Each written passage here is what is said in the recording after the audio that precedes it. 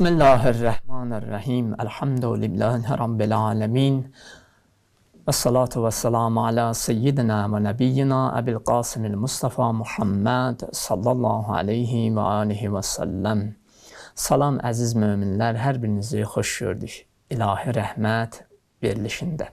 Biz Allahın hovlu qüvvəsi ilə, ayə və hədislərlə Allahın rəhmətinin nə qədər bizim həyatımızda, yaşamımızda, bəndəçiliyimizdə rol olmasını, yəni nə qədər bizim həyatımızda rolu var, nə qədər bizim həyatımıza, bəndəçiliyimizə, yaşamımıza rəng qatır. Bu haqda bölüşürük siz əzizlərlə, siz əziz möminlərlə. Və ayə və hədisləri oxuyarkən, mütaliə edərkən, dinləyərkən insan Rəbbinə olan mərifəti, Rəbbinə olan bilgisi daha da şiddətli olur. İnsan daha da Rəbbini daha artıq sevir, daha çox sevir. Və Rəbbi ilə bir yenidən sanki yeni bir tanışlıq Rəbbinə nisbət həyata keçir. Çünki insan ayələrə müraciət etdikdə, hədislərə müraciət etdikdə və bu bilgi insanda Allah düşüncəsini, Allaha olan mərifətini daha da artırır.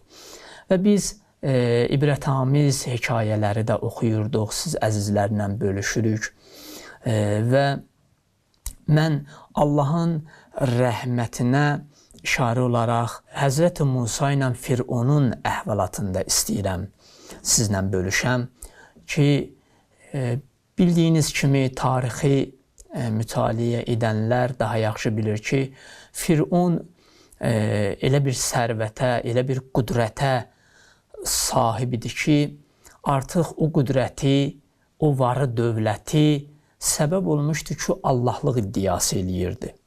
Yəni özünü Allah elan eləmişdi. Və hətta Quran-ı Kərimdə də ayədə bu keçir. Deyirdi ki, Ənə Rabbukumul Əla, mənəm sizin uca Rəbbiniz. Amma Allah öz əziz, izzətli Peyğəmbərini, Həzrəti Musanı aleyhissalamı göndərir o Allahlıq iddiası eləyən bir günahkarın üzərinə. Və buyurur ki, ya Musa, izhəb ilə Firavun. Ey Musa, get üzü Firona tərəf. Ona de, istəyirmi onu paklıyım, onu bağışlayım.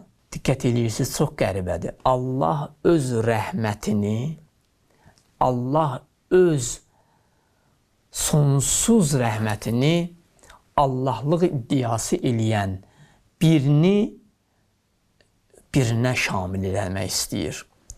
Və buyurur ki, Musa ona denən, Allah deyir, istəyirmi onu bağışlayım, ona rəhm eləyim, onu tərbiyə eləyim.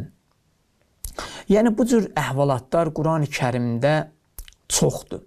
Allah Firona çox tövbə fürsəti verdi, amma faydalana bilmədi. Qaruna çox meydan verdi, amma anlamadı, başa düşmədi. Nəmrud üçün zəmin yaratdı, tövbə eləsin, amma tövbə eləmədi. Heç biri bundan istifadə eləmədi ki, Allahın geniş rəhməti onların halına şamil olsun. Onlar da bağışlananlardan olsun. Onlar da Allahın rəhmət sifətindən pay aparanlardan olsun. Amma biz hədislərə baxanda, hədislər bizə çox ümid verir. Baxırıq hədislərə, elə birinci hədisi əziz Peyğəmbərimizdən oxuyacam.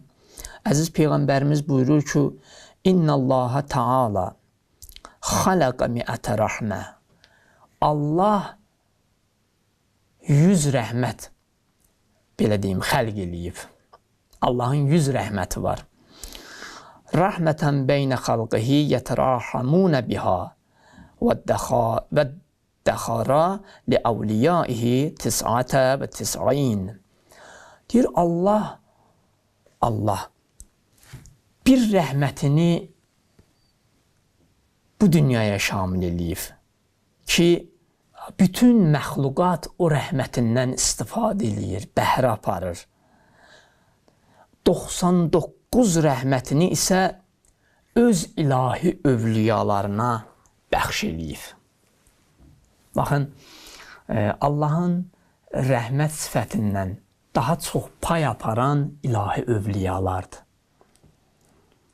Onlar Allahın rəhmətinin təcəssümüdür, bariz nümunələridir.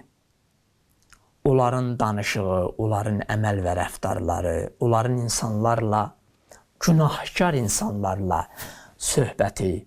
Ona görə ilahi övliyalar, peyğəmbərlər və məsum imamlar Allahın rəhmətinin daha çox özündə biruzə verən nümayəndələridir. O peyğəmbərlər, o imamlar, ilahi övliyalar.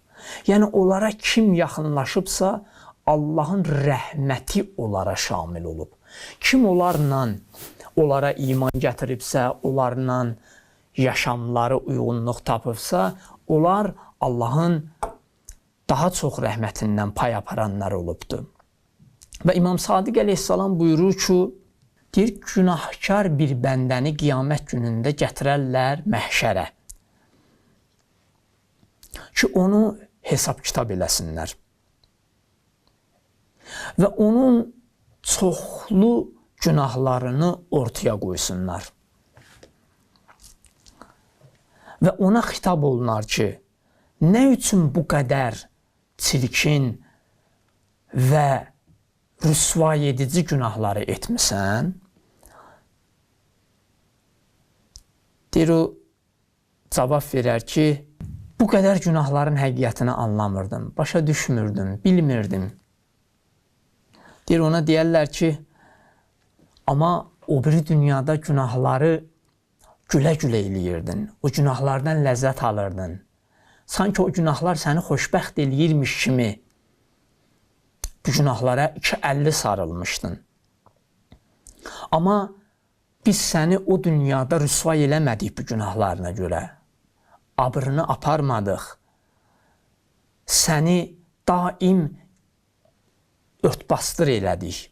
O pis, çirkin əməllərini gizlətdik. Hədisdə belə gəlir. Amma indi bugün burada məhşərdə ağlayırsan və başını salmısan aşağı, sanki utanırsan, xəcalət çəkirsən. Deyir, ona xitab olunar ki, indi Allah səninlə elə rəhməti ilə rəftar eləyəcək ki, o Allah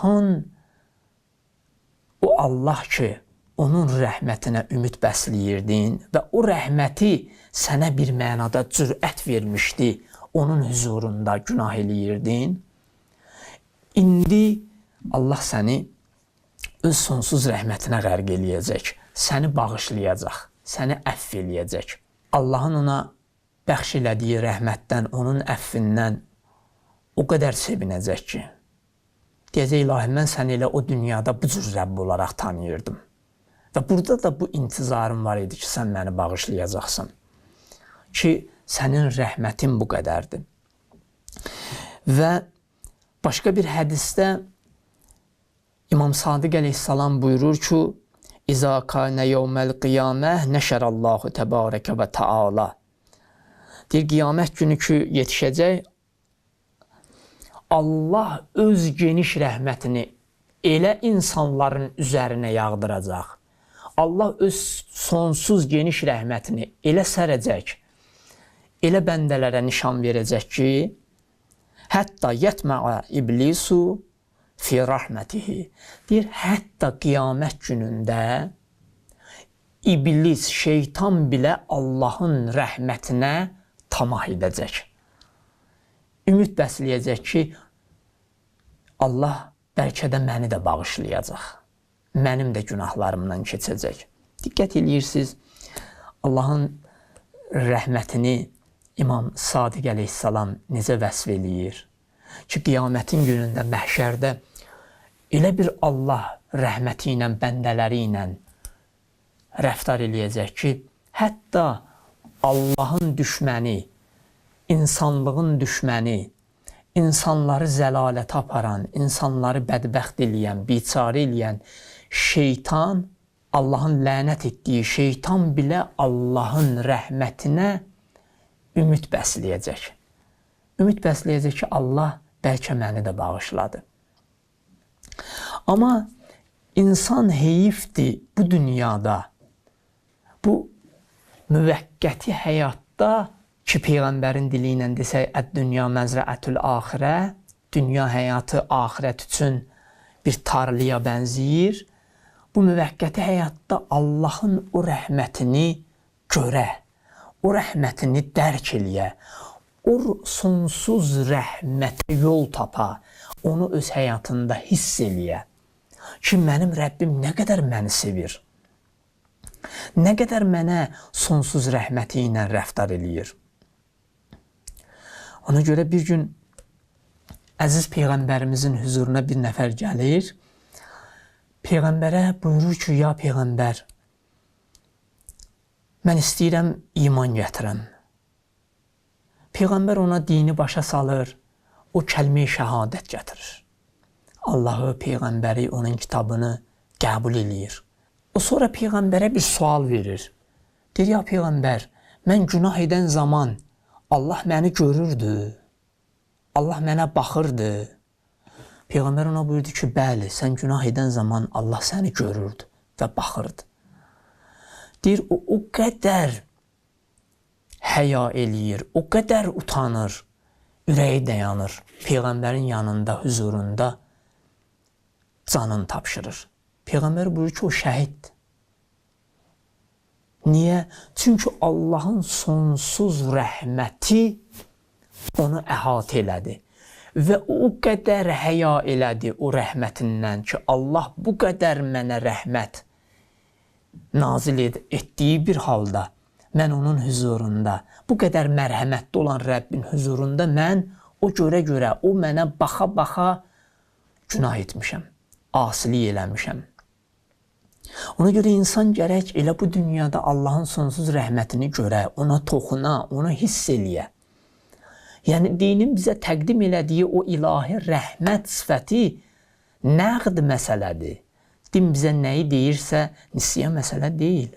O üzdə deyil. İnsan elə bu dünyada o həqiqi rəhməti duya bilər, dada bilər, pay apara bilər. Bu ilahi rəhmətlə yaşaya bilər. Allahın sonsuz rəhmətinə bürünə bilər. Sadəcə insan gərək diqqət eləsin. Bu rəhmətə yol tapsın. Ona görə Mütəal Allah Quran-ı Kərimdə elə hey bizlə öz rəhməti ilə danışır. Ayələrə baxanda insan çox qəribə bir hiss eləyir ki, Allah Teala buyurur ayələrdə və rəhməti vəsiət kulli şey, mənim rəhmətim hər bir şeyi əhatə eləyib. Və başqa ayədə Allah Teala buyurur ki, mənim rəhmətim siz üçün çox yaxındır.